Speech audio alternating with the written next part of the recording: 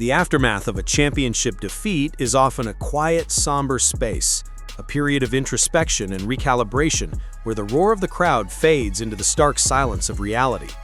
For Jack Della Maddalena, the first UFC welterweight champion from Australia, that reality has been a difficult one to process.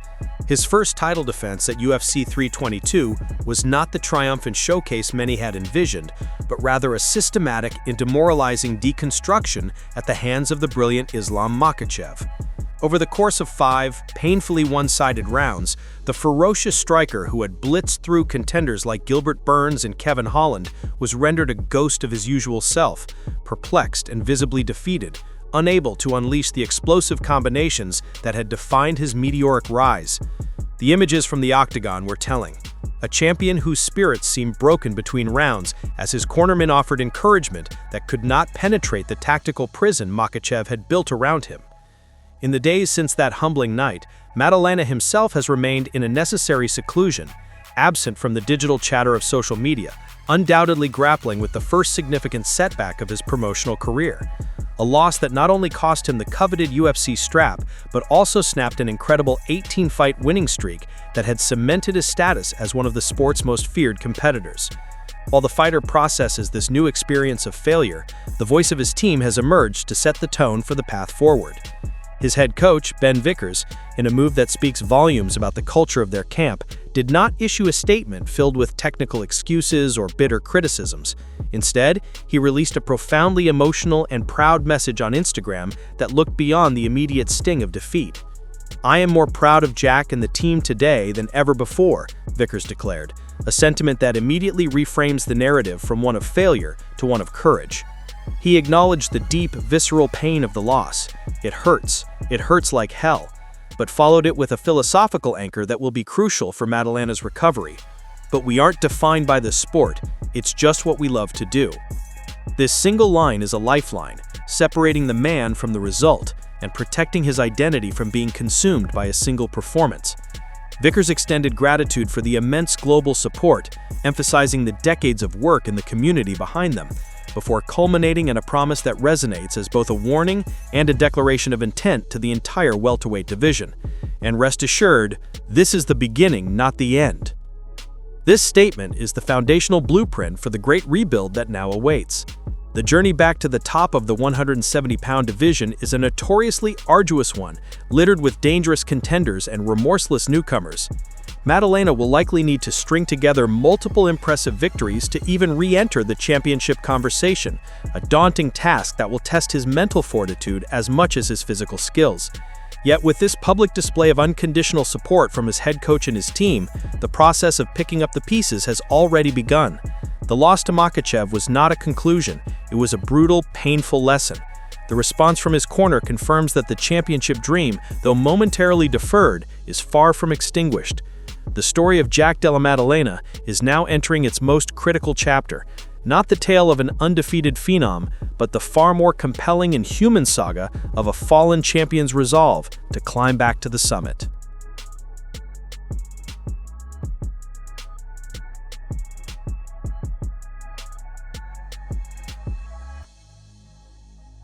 The sheer dominance of Islam Makhachev's welterweight title victory at UFC 322 has not only reshaped the landscape at 170 pounds, but has also ignited a fascinating debate about just how far up the weight classes his legendary skills could carry him. After systematically dismantling the formidable Jack Della Maddalena to become a 2-division champion, the conversation has naturally progressed to a tantalizing hypothetical. Could Makhachev conquer the middleweight division? According to bantamweight king Sean O'Malley, the answer is a resounding mostly yes, with one colossal, terrifying exception. During a post-UFC 322 episode of The Bro O'Malley Show, O'Malley dissected Makhachev's potential at 185 pounds, arriving at a compelling conclusion. Islam's smart enough to know that's probably the only fight that would give him issues. At 185, he could probably beat most guys. He could probably do that to most guys. This is a profound endorsement of Makhachev's otherworldly grappling acumen, suggesting that his technical superiority could overwhelm the size and strength advantage of most top-tier middleweights. In O'Malley's view, Makhachev's methodical, pressure-heavy style could be just as effective one weight class higher. However, the fantasy run hits a seemingly immovable object in the form of the reigning and undefeated UFC middleweight champion, Khamzat Chimaev. O'Malley pinpointed this as the ultimate stylistic nightmare, describing Boers as essentially a bigger version of Islam. This matchup presents a fascinating paradox.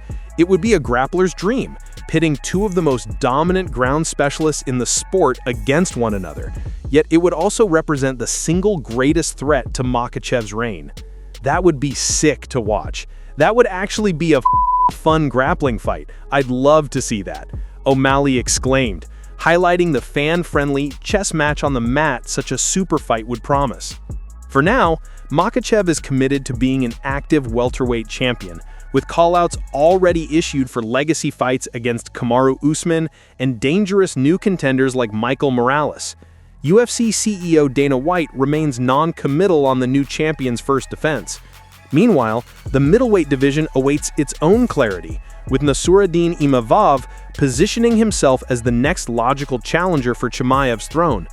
But O'Malley's analysis has successfully planted a seed in the collective imagination of the MMA world, a future where Makhachev, having cleaned out welterweight, sets his sights on an even greater challenge, a path that leads directly to a historic, era-defining collision with the seemingly unstoppable force of Khamzat Chimaev.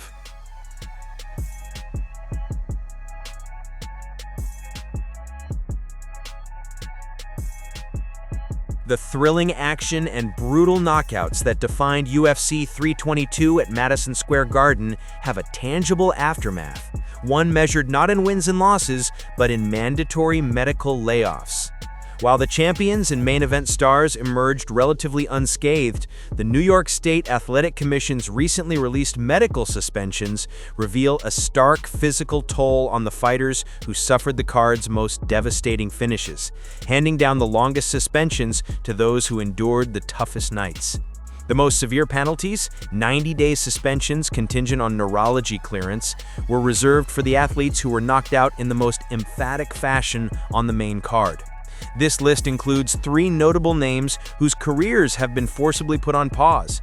Sean Brady, whose title aspirations were violently halted by Michael Morales in the first round, must now get a neurologist's approval before returning to competition. He is joined by former welterweight champion Leon Edwards, who suffered the first knockout loss of his career at the hands of Carlos Prates, resulting in the same 90-day suspension with neurology clearance. The third recipient is veteran contender Beneil Dariush, whose night ended in a shocking 16 seconds after a blistering punch from Benoit Saint-Denis, earning him an identical 3-month layoff pending a neurologist's sign-off. Other significant suspensions from the event include Roman Kopylov and Tracy Cortez, who each face a 60-day suspension and must receive clearance from a primary care physician before returning.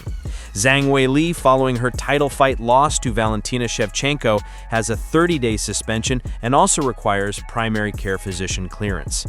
Rodolfo Vieira, who was on the receiving end of Bo Nickal's head kick knockout, was given a 90-day suspension. In contrast, the fighters who emerged victorious from the night's biggest battles received minimal suspensions.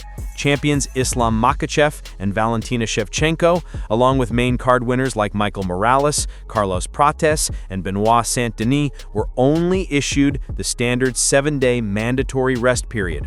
This stark divide in the medical report underscores the brutal physics of the sport. For every triumphant hand raised, there is often a fallen competitor facing a long and uncertain road to recovery. Their immediate future dictated not by matchmakers, but by the imperative of their own health and safety.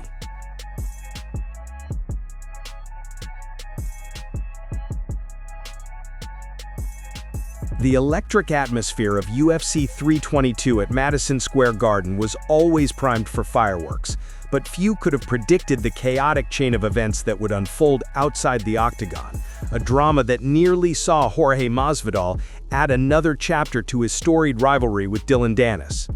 In a new revelation, the inaugural BMF champion has detailed how he was actively on a path to confront the controversial grappler, a confrontation that was ultimately stolen from him by a wild preemptive brawl that led to Danis being ejected from the building and permanently banned from all future UFC events. The bad blood between Masvidal and Danis had been simmering in the digital realm prior to the event, with the two exchanging heated messages through social media DMs.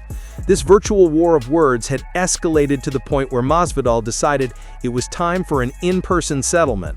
He was sending me a couple of messages and I was like, "All right, cool. You keep sending me messages, brother. We're gonna have to see each other," Masvidal recounted on his Death Row MMA channel. The stage was set for a volatile meeting in the VIP sections of the arena. However, as Masvidal began his journey through the venue to find his seat and presumably Danis, he was intercepted by a scene that signaled the confrontation had already occurred without him. He ran into Magomed Zaitov, a figure associated with the Dagestani fighting community, who was surrounded by police. Masvidal, noticing Zainukov's bloody hands, pressed him for details. "I see his hands are bloody," and I'm like, "Nah, something happened. What happened with you, man? Look at your hand," Masvidal recalled. Zainukov played it cool, responding, Nah, all good, bro. Little problem. I took care of it." It was later revealed that this little problem was a full-blown physical altercation with Danis, who Masvidal later confirmed got his ass beat by the Muslim Brotherhood. The fallout was immediate. UFC officials spotting Masvidal in the vicinity of the commotion rushed towards him under the assumption he was involved. "The UFC officials run towards me thinking that I had something to do with the fracas," Masvidal said. Fortunately for him, the two UFC security guards assigned to him were able to verify his alibi, confirming he had just arrived on the scene. Reflecting on the incident, Masvidal offered a simple, dismissive farewell to Danis in light of his lifetime ban. "Peace out."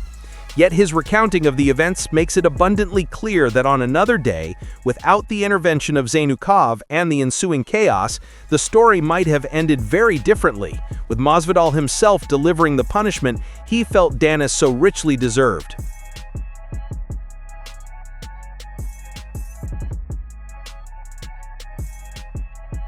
In the brutal, unforgiving world of the UFC welterweight division, where title aspirations can be shattered in a matter of seconds, Sean Brady is now facing the difficult task of rebuilding.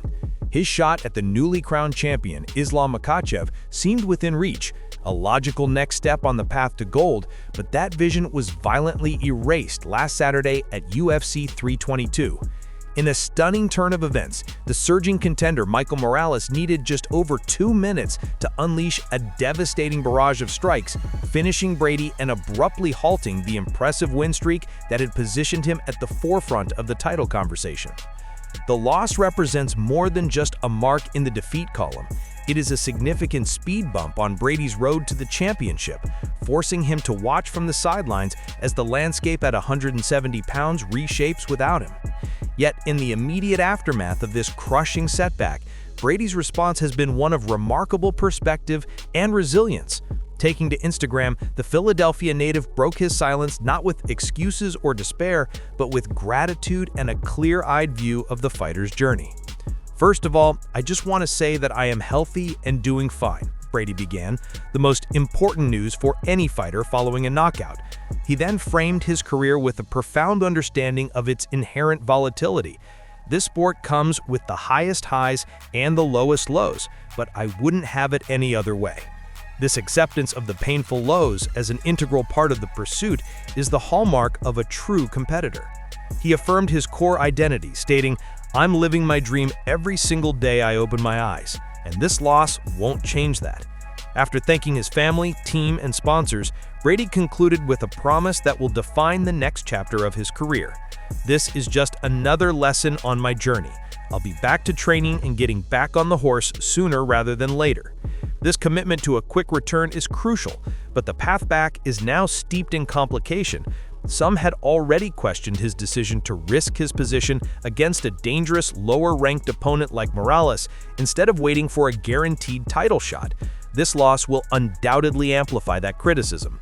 However, his resume, boasting recent victories over elite names like Leon Edwards, Gilbert Burns, and Kelvin Gastelum, remains formidable. This defeat to Morales is only the second of his UFC career, a reminder that even among the very best, the margin for error is razor thin. For Sean Brady, the immediate future is no longer about a title shot, but about the gritty, unglamorous work of processing the lesson, returning to the gym, and embarking on the long climb back to the top.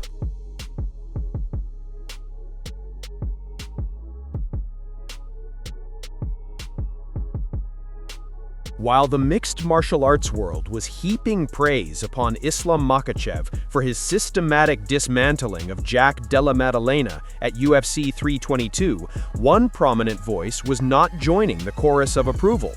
Instead, Ilia Topuria, the man who now holds the lightweight throne Makhachev once occupied, launched a scathing social media critique just minutes after the main event concluded, firing shots at both the victor and the vanquished with equal venom. The new lightweight king did not mince words in his assessment of the now former welterweight champion, Jack Della Maddalena. Taking to X, Topuria dismissed the Australian's skills in the area where he was dominated. Jack needs an entire camp dedicated just to wrestling, Topuria wrote, adding a brutal final verdict. What a disappointment of a champion. He even offered some unsolicited advice, suggesting Della Maddalena should go to Georgia to learn something, a clear nod to his own Georgian roots and the renowned wrestling prowess of the region. But Topuria's criticism wasn't reserved solely for the man who lost. He then turned his attention to the man who won, directing his fire at Makhachev's fighting style. In a post that questioned the new welterweight champion's entire aesthetic appeal, Topuria stated, "Islam, you need something you can't train, emotion. You're the most boring thing in this game." He capped off his takedown with a confident prediction, writing, "Every day I'm more certain I put you to sleep." The fiery comments from Topuria add a compelling layer of intrigue to the future of two divisions. Both champions are now in mirrored positions. Each recently vacated a title, moved up in weight, and successfully captured gold in a new weight class. Makhachev, the former lightweight king, is now the welterweight champion after his win over Della Maddalena. Topuria, the former featherweight champion, captured the vacant lightweight title Makhachev left behind by defeating Charles Oliveira. With both men establishing themselves as dominant forces in adjacent divisions, Topuria's very public taunts seem less like casual criticism and more like the opening salvo in a potential super fight, a champion versus champion clash, where the only thing more potent than the skills involved would be the genuine bad blood.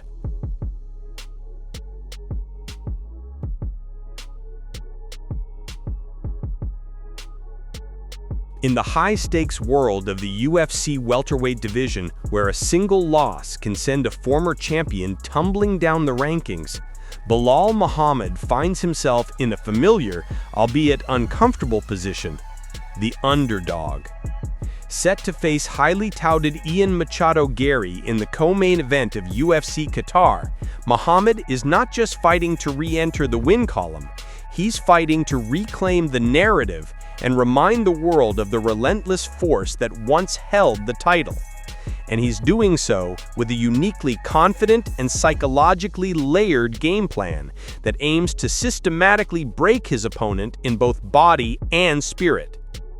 Despite entering the bout as a sizable underdog, a status he hasn't experienced in years, Muhammad's self-belief is unshaken. He has meticulously visualized the fight's progression, predicting a tactical and evasive start from the flashy striker. Honestly, for me, I think Ian is going to try to run around this whole first round, Muhammad projected. But he sees this as a fleeting advantage.